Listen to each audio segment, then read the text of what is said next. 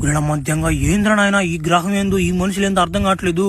వీళ్ళేమి ఎవరు దెంకొచ్చిపోద్ది ఏందో నాతో వీళ్ళు ఏం చేస్తారో ఏందో పవర్ అంట గివర్ అంట నా మడ్డ ఏంద్ర నా పుట్టుకెట్టుందా ఒకటే కష్టాలు అయిపోయిందా. ఒరే అది ముసలుడిరా అబ్బో మొక్కుతున్నాడా. ఏం తింటారు నువ్వు ఆయన అడిగేస్తున్నామన్నాడు రాబియా తిండంటారా తిండి తినవా గతకవా. అబ్బా భలే వందవా నీ గొంతు మాస్టర్గా. సరేలే చెప్తున్నా చూడు. ఫ్రైడ్ రైస్ నేను చెప్పినట్టు చెప్పించుకో ఏపిచ్చు దాన్ని.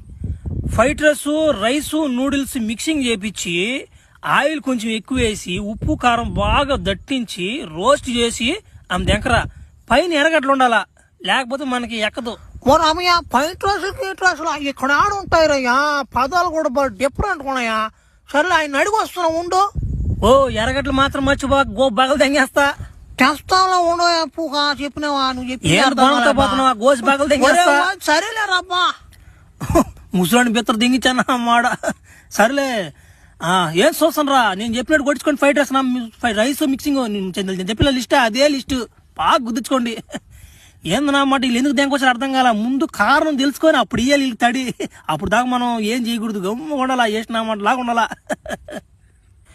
ఓ అన్న ఈడేందో అడుగుతున్నాడు అన్న ఫ్రైడ్ రైస్ అంట ఏందన్నా మాటలేదా నువ్వు రా అన్న వాడు ఏందన్నమాట దెంగలు పెట్టేస్తున్నాడు చప్పుగానా. దెంగలు పెడుతున్నాడు ఉండరా నా కొడుకు నేనే కరెక్ట్ ఉండరా నేను వస్తున్నా ఉండరా వాడికి అట్ట కాదా నా అమ్మాట కర్రా వాడికి సగం పోయింది కాబట్టి సరిపోయింది నా మొత్తం దింపుతారు ఈసారి వాడికి. మళ్ళీ వస్తున్నారు అమ్మా. ఏంద్రా మా ఓడిన దాకా వచ్చేలేకపోయాము తిట్టినావంటోడ్యా. వాడు ఏదో తినేదానికి అడిగితే నువ్వేమో జంగలు పెట్టి పంపించిన వాటిని ఏదో ఫైట్ గీట అన్నావు వాటినా. ఓ నేనేం అడిగాను ఫైట్ వేసి తెమ్మని చెప్పాను అంతేనా. వాడికి అది కూడా తెలియదు. దొడికా తాడి చెట్టు దిగినట్టు ఎదుగున్నాడు సన్నగా నామాట. ఆ గోజుడు ఎట్టుందా నా మాట. మీ గోజులు చూస్తే నువ్వు వచ్చి పది అవుతున్నాక భలే భలే భలే తమ్మాసుకున్నారు మీరా. సో నన్ను అసలు దేనికి దేనికొచ్చా చెప్పండి వా నాయన తలకాయ నొప్పి జాగ్రత్తా. అవ్యా మా గోసుల గురించి మా విధానాల గురించి నువ్వు తప్పుగా మాట్లాడబాక. మా చరిత్ర నీకు తెలియదు ఇంకా చెప్తున్నా చూడు. మేము ఈ గ్రహంలో మాకు అందరికి పెళ్ళిళ్ళు అయ్యి ఉన్నాయి. మేము ఒక జాతికి సంబంధించిన వాళ్ళమి. మాకు ఏందంటే మాకు 6 నెలలకు ఒకసారి లేస్తుంది. దానివల్ల మా భార్యలకి పవర్ సాలేదని వాళ్ళు నెలకు ఒకసారి అలిగెళ్ళిపోయేది ఇంటికి.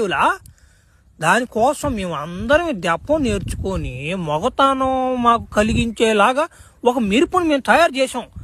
ఆ మెరుపు మా మీద పడేలాగా మేము మంత్రాలు చదువుతుంటే ఆ మెరుపు వచ్చి నీ మీద పడిపోయింది.